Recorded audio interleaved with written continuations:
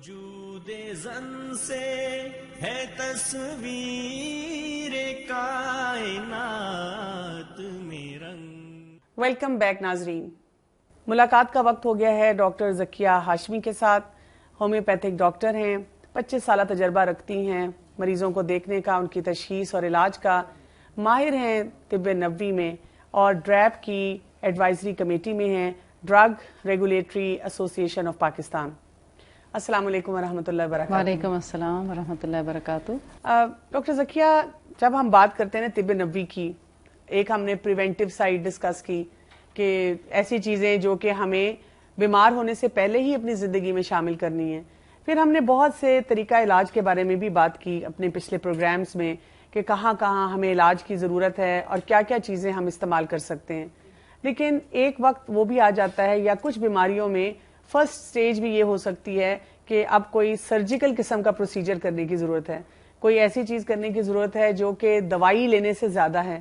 تو طب نبوی میں ہمیں اس کے لیے جو طریقہ ملتا ہے, کیا آپ ہمیں اس کی وضاحت کریں گی؟ جی, بسم اللہ الرحمن الرحیم. طب نبوی میں ایسا ایک طریقہ علاج پایا جاتا ہے جو تقریباً ہر بیماری میں بہت ہی مفید ہے. ٹھیک. اور یہ طریقہ علاج کہاں سے چلتا ہے؟ آپ دیکھیں پرانے زمانے میں, بہت ہی پرانی, یعنی مصریوں کے زمانے سے, بلکہ فرعون سے بھی پہلے کے زمانے سے یہ طریقہ علاج چلا آ رہا ہے. اچھا. اس کو حجامہ کہا جاتا ہے. اچھا. آج کے دور میں چائنیز نے اس کو کپنگ کا نام دے دیا ہے. ٹھیک ہے. کیونکہ وہ کپس لگائے جانے لگے ہیں. پہلے اس کو سینگوں سے اور اس سے لگایا جاتا تھا. ٹھیک ہے. اور اب چونکہ کپس اس کے جدید دور آ گیا ہے تو اس کے ذریعے لہٰذا اس کو کپنگ کا نام دیا. یعنی کہ طریقہ تو وہی ہے لیکن اس کے لیے انسٹرومنٹس بدل گئے ہیں, باقی طریقہ کار بالکل وہی ہے. اس میں ایک تو ڈرائی کپنگ آتی ہے, ٹھیک ہے, ڈرائی حجامہ ہے, اور ایک جو ہے ویٹ حجامہ ہے. ٹھیک ہے.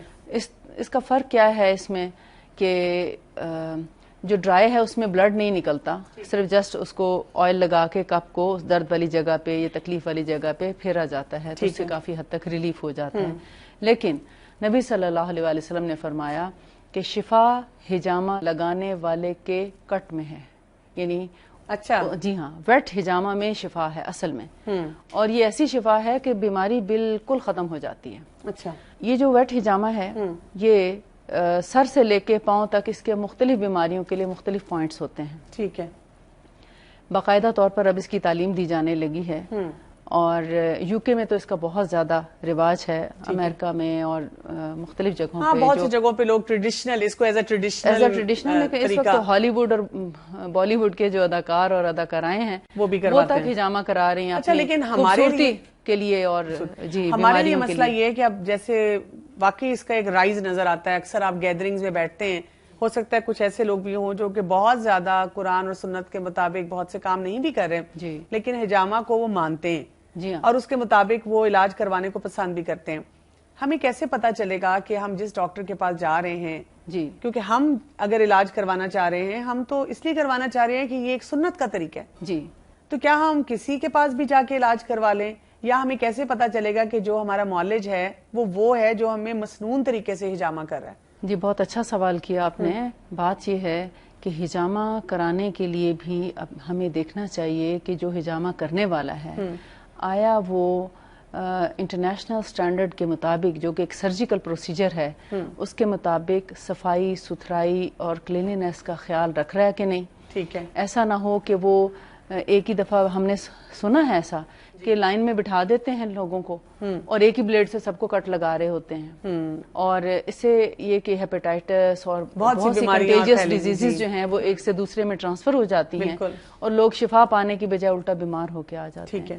تو ہمیشہ یہ دیکھنا چاہیے کہ ترجیح کسی ڈاکٹر کو دینی چاہیے کہ اگر کوئی ڈاکٹر حجامہ کرنے والا ہے تو اس کو آپ پریفر کریں بنسبت اس کے کہ جو ڈاکٹر نہیں ہے, کیونکہ اس کو ساری انیٹمی پتا ہوگی, فزیولوجی پتا ہوگی, اس کو یہ پتا ہوگی کہ کچھ ایسے کیسز ہو سکتے ہیں جی, کس بیماری کے لیے کون سے پوائنٹس ہیں. پلس یہ کہ اگر کسی میں کسی وجہ سے کوئی ایک یعنی کہ کسی کی بلیڈنگ ہو گئی ہے یا کچھ اور ایسا مسئلہ ہو گیا ہے تو اس کو یہ بھی پتا مینج کیسے کرنا. بالکل, کیونکہ سم ٹائمز لوگ جو ہیں بلڈ تھنر پہ ہوتے ہیں, اس میں بہت زیادہ احتیاط کی ضرورت ہوتی ہے. ڈاکٹر ہی سمجھ سکتا ہے کہ جو لوگ خون پتلا کرنے والی دوائیں لے رہے ہیں, بلڈ تھنرز لے رہے ہیں, ان کو کم از کم 3 دن پہلے حجامہ سے ان دواؤں کو روک دینا چاہیے.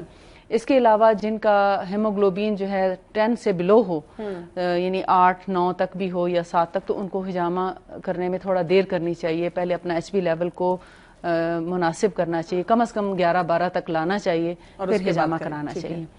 اس کے علاوہ اور بھی بہت سی پریونشنز ہیں جن کو ہمیں دیکھنا چاہیے، جیسے تھیلیسیمیا کے پیشنٹس ہیں یا کچھ جیسے ڈائبیٹک پیشنٹس ہیں، اور ان کی اگر ڈائبٹیز بہت زیادہ ہائی ہے تو کوشش یہ کرنی چاہیے پہلے اس کو تھوڑا مناسب حد تک لے آئیں اور پھر اس کا ہجامہ. حالانکہ ہجامہ میں ڈائبٹیز کا بھی علاج ہے، بالکل ایسا نہیں کہ ڈائبیٹک پیشنٹ جو ہیں، اکثر لوگ پوچھتے ہیں کہ ہمیں ڈائبٹیز ہے تو کیا ہم ہجامہ کرا سکتے ہیں؟ تو ہم نے کہتے ہیں کہ ہجامہ آپ کرا سکتے ہیں، لیکن ڈائبٹیز کنٹرولڈ ہو یا کم از کم اتنی زیادہ ہائی نہ ہو. یعنی مجھے آپ کی بات سن کے یہ احساس ہو رہا ہے کہ طب نبی پہ بھی عمل کرنے کے اصول ہیں. جی ہاں، یعنی کہ آپ یہ نہیں کر سکتے کہ صرف ایموشنل ہو کہ آپ کہیں کہ بس یہ جی رسول اللہ صلی اللہ علیہ وسلم کا طریقہ ہے تو چلو کہیں بھی کرا لیں. نہیں ایسا نہیں، آپ نے اس کے مطابق جتنے ڈوز اینڈ ڈونٹس ہیں ان کو دیکھنا ہے اور اس کے مطابق فیصلہ کرنا ہے. بالکل صحیح.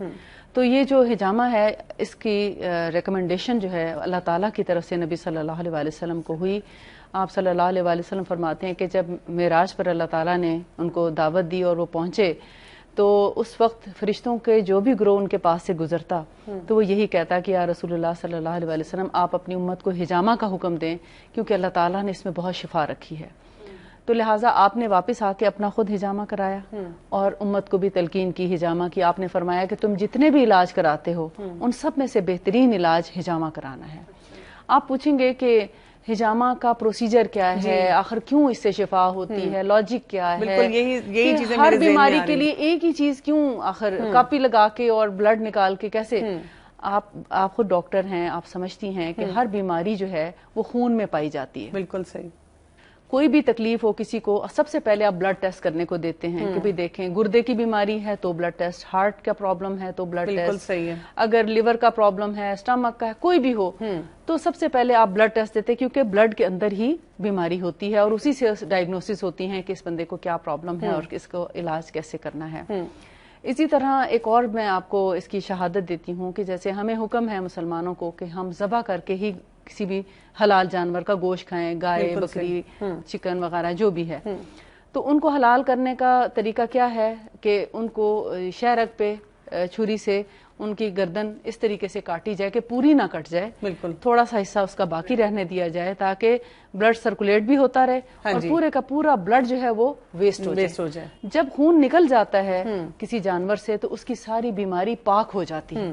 آپ دیکھتے ہیں کہ پہلے پرانے زمانے میں لوگ گھروں میں مرغیاں پالتے تھے اور اگر کوئی مرغی بیمار ہونے لگتی، گرتی پڑتی دیکھتے تو کہتے تھے اس کو جلدی سے ذبح کر دو ورنہ یہ مر جائے گی، کیونکہ مرا ہوا جانور تو حرام ہے، ہمیں نہیں کھانا کیونکہ اس کا خون اس کے اندر ہی رہ جاتا ہے اور اس کی ساری بیماری اس کے اندر ہی رہ گئی ہے. اب اس مرے ہوئے جانور کا گوشت کھانے سے جس بیماری سے وہ مرا ہے اگر وہ مرا ہوا جانور کوئی انسان کھا لے تو اس کو وہی بیماری ہو جائے گی. بالکل. تو یہ اللہ تعالیٰ کا بہت بڑا انعام ہے ہم مسلمانوں پر کہ ہمیں ذبح شدہ چیز کھانے کا حکم دیا گیا، اس سے وہ بیماری سے پاک ہو جاتا ہے جانور اور ہمیں صاف ستھرا گوشت مل جاتا ہے. یعنی کہ جب ہم یہ ہجامہ کرواتے ہیں وہ جو ہمارا بلڈ نکلتا ہے کسی بھی ایک پوائنٹ سے، وہ ہمیں اس بیماری سے وہ اس کے سارے زہر کو یا اس کے اثر کو ختم کرتا ہے. بالکل. جیسے ہم کسی بھی جگہ پر مثلا کپ لگاتے ہیں تو اس کپ لگانے والی جگہ پر جب وہ سکشن کی جاتی ہے تو ایک بمپ بنتا ہے. ٹھیک ہے. ارد گرد کا جتنا گندا خون یا ٹاکسنز ہوتے ہیں وہ اس کے نیچے آ جاتے ہیں. ٹھیک ہے. اور دوسرا کام کیا ہوتا ہے کہ وہ جگہ نم ہو جاتی ہے، سینسیشن کم ہو جاتی ہے. اب اس پر جب فائن سرجیکل اسٹرلائز سرجیکل بلیڈ سے اس کے نشان لگایا جاتا ہے، ہلکا ہلکا اسکریچ کیا جاتا ہے، باقاعدہ کٹ نہیں لگایا جاتا. ٹھیک ہے. بہت ہی جیسے ڈاٹ لگائے جاتے ہیں اس طرح ڈاٹ لگائے جاتے ہیں، لمبے کٹ نہیں لگانے کا حکم. پھر اس کے بعد دوبارہ جب کپ لگایا جاتا ہے تو ہلکی ہلکی سکریشن ہوتی ہے بلڈ کی اور وہ اس کپ میں جمع ہو جاتا ہے، جس سے کیا ہوتا ہے کہ ارد گرد کے جتنے ٹاکسن مثلا آرتھرائٹس ہے مثال کے طور پر یا کسی جگہ پہ کوئی ایسی تکلیف ہے کہ آپ کا جوڑ بالکل جیم ہوتا ہے جیسے فروزن شولڈر ہو جاتا ہے یا کوئی ایسی چیز، تو وہ سارے ٹاکسنز وہاں سے ریموو جب ہو جاتے ہیں تو وہ آپ کا جوائنٹ جو ہے وہ فلیکسیبل ہو جاتا ہے. ٹھیک ہے. ایک بیماری کے لیے اندازاً کتنے ہجامہ کروانے پڑ سکتے ہیں؟ یہ ڈیپینڈ کرتا ہے کہ بیماری کیا ہے اور کتنی پرانی ہے، اس کے مطابق اس کے پوائنٹس اور اس کے سیشنز ہم ڈیسائیڈ کرتے ہیں کہ کتنے ہونے. مثال کے طور پر سر درد کے لیے عام طور پر 1 سے 3 دفعہ ہجامہ کرانے سے سر درد ٹھیک ہے تقریباً ہمیشہ کے لیے ختم ہو جاتا ہے. اچھا ٹھیک ہے. اور اسی طرح اگر آرتھرائٹس ہے تو اس میں تقریباً 9 دفعہ ہجامہ کرانا چاہیے آرتھرائٹس میں. تو آرتھرائٹس کے بھی جو ایفیکٹس ہیں وہ ختم ہو جاتے ہیں. اسی طرح مختلف بیماریوں میں پوائنٹس بھی مختلف ہیں. سب سے زیادہ میرا خیال جو پوائنٹس بنتے ہیں وہ آرتھرائٹس ہی کے بنتے ہیں, اچھا کیونکہ پوری باڈی میں اس کا افیکٹ ہوتا ہے اور اس کا ہر جوڑ پہ تقریباً لگایا جاتا ہے. اچھا کچھ ایسی بھی چیزیں ہیں جو کہ ہمارے ناظرین کو پتہ ہونی چاہیے کہ جب اگر ہجامہ کروا رہے ہیں تو یعنی کہ ایک قسم کا نا وہ وارن رہیں, ہوشیار رہیں کہ کوئی ان کو کوئی غلط پوائنٹ پہ نہ ہجامہ کر دے, یا کوئی ایسا ان سے کام نہ کروا لے جو کہ طب نبوی میں ہمیں واضح طور پہ پتہ چلتا ہے کہ یہ طریقہ کار ٹھیک نہیں ہے. جی, اب مثال کے طور پہ کچھ جگہیں ایسی ہیں جہاں پر نبی صلی اللہ علیہ وسلم نے خاص طور پہ منع فرمایا. اچھا. یا ہمیں پتہ چلتا ہے کہ جو اس کے ماہر ہیں اور اس کے عالم ہیں, جاننے والے ہیں, انہوں نے منع کیا ہے کہ ان جگہوں پہ ہجامہ نہیں کرانا چاہیے. مثال کے طور پر یہ گدی ہے, اچھا جو ہماری یہاں پہ یہ ڈمپل ہے نا جو نیچے پیچھے, اس پر ہجامہ کرنے پہ خاص طور پر منع کیا کہ اس جگہ ہجامہ نہ کرایا جائے ورنہ انسان کی یادداشت تک ختم ہو سکتی ہے. اچھا. اسی طرح جو ہمارے نیز ہیں, نیز کے بالکل سامنے جو ہڈی ہے اس کے اوپر ہجامہ کرانے سے بھی منع کیا گیا, کیونکہ اس سے ہمارا جو نیز کا جو پورا اسٹرکچر ہے وہ خراب ہونے کا اندیشہ ہے. ٹھیک ہے. اور یہاں پر بڑے امپورٹنٹ مسلز گزرتے ہیں, بڑے ٹینڈنس, جن کے اوپر ہجامہ نہیں ہونا چاہیے, ان میں خرابی آ سکتی ہے. اور اسی طرح ایک وقت میں بہت زیادہ پوائنٹس پہ بھی نہیں لگانا چاہیے. مریض کی حالت اور صحت کو دیکھتے ہوئے یا اس کی ایج کو میکسیمم کتنے پوائنٹس پہ کرنا چاہیے؟ میکسیمم وہی بات ہے, دیکھنا پڑتا ہے کہ اس کی عمر کیا ہے. ٹھیک ہے. اگر بہت چھوٹا بچہ تو نہیں یا بہت بوڑھا تو نہیں ہے, اور اگر جوان بھی ہے تو ایسا نہ ہو کہ مثلا حاملہ عورتوں کو ہجامہ نہیں کرانا چاہیے. ٹھیک ہے. حمل ضائع ہونے کا اندیشہ ہے. اسی طرح خصوصی ایام میں بھی جو ہے وہ ہجامہ نہیں کرانا چاہیے, اس میں منع کیا گیا ہے, پاکی کی حالت ہی میں کرانا چاہیے. تو ان چیزوں کا خیال رکھتے ہوئے جب ہم ہجامہ کرتے ہیں کسی بھی پیشنٹ کا, تو جو جوان ہے بیئر کر سکتا ہے تو اس کو اگر 20 پوائنٹ بھی لگ جاتے ہیں تو کوئی حرج نہیں. لیکن اگر ایج کم ہے یا بہت زیادہ ہے تو میرے خیال میں اس کو 3 سے 5 یا 7 کپ سے زیادہ نہیں لگانے چاہیے, یعنی کہ اس کے لیے احتیاط کرنی چاہیے. اچھا مجھے یہ بھی بتائیے, ساتھ کوئی دعائیں یا کوئی نوافل یا کوئی اذکار بھی ہیں اگر کوئی خاص طور پہ اس سے ریلیٹڈ ہیں کہ یہ کرنے چاہیے؟ ہجامہ کے کرتے وقت خاص طور پر جس کو ہم رقیہ الشریعہ کہتے ہیں, یعنی ایسا دم جس کو نبی صلی اللہ علیہ وسلم نے خود کیا اور صحابہ کرام کو حکم دیا, یا وہ اذکار اور وہ دعائیں اور وہ آیات جو جادو کے اثر کے لیے آپ صلی اللہ علیہ وسلم سے مروی ہیں, یا نظر بد کے سلسلے میں ہیں, یا عام روحانی اور جسمانی بیماریوں کے لیے جو چیزیں ہیں جو رسول اللہ صلی اللہ علیہ وسلم نے ریکمینڈ کی ہیں, وہ اس دوران مریض یا تو خود پڑھے یا معالج پڑھے. اور اگر آپ سمجھتے ہیں کہ مریض نان مسلم ہے یا بچہ ہے یا بوڑھا ہے یا اس کو نہیں پڑھنا آتا, اس کو طریقہ ہی نہیں آتا, یا اس نے کبھی پڑھا ہی نہیں اور بیماری کی اس حالت میں ہے کہ پڑھ نہیں سکتا, تو پھر بہتر ہے کہ ساتھ میں آپ اس کو اپنے فون پہ یا مطلب اس کا آڈیو چلا دیں, آڈیو اس کی جو ہے وہ لگا دی جائے, تاکہ دونوں معالج بھی اور مریض دونوں سنتے رہیں اور اس پر فوکس رکھیں. عام طور پہ ہجامہ کے دوران جو ہے وہ زیادہ باتیں نہیں کرنی چاہیے. بہت ضروری بات کہیں کوئی تکلیف خاص ہے, کوئی پوائنٹ رہ گیا ہے تو اس میں ہلکی پھلکی کرنے میں کوئی حرج نہیں, لیکن کوشش یہ کرنی چاہیے کہ اس وقت کی جو دعائیں اور قرآن لگا ہوا ہے اسی کو سنا جائے. تو میں سمجھتی ہوں ایسے طریقے سے مریض جو ہے وہ بہت جلدی شفا پا جاتا ہے. بہت بہت شکریہ ڈاکٹر ذکیہ. ناظرین, ہم نے ہجامہ کے بارے میں بہت مفید معلومات لی اور ہمیں خاص طور پہ اس چیز کا احساس ہوا کہ طب نبوی میں ہمیں کس طرح سے ایک پراپر گائیڈ لائن ملتی ہے کہ کن چیزوں کو ہم نے ہجامہ کرتے ہوئے ان کو اختیار کرنا ہے اور کن چیزوں کے بارے میں ہم نے بہت محتاط رویہ رکھنا ہے. مجھے امید ہے کہ ہم اس کے بارے میں سوچیں گے اور اس کو سمجھیں گے.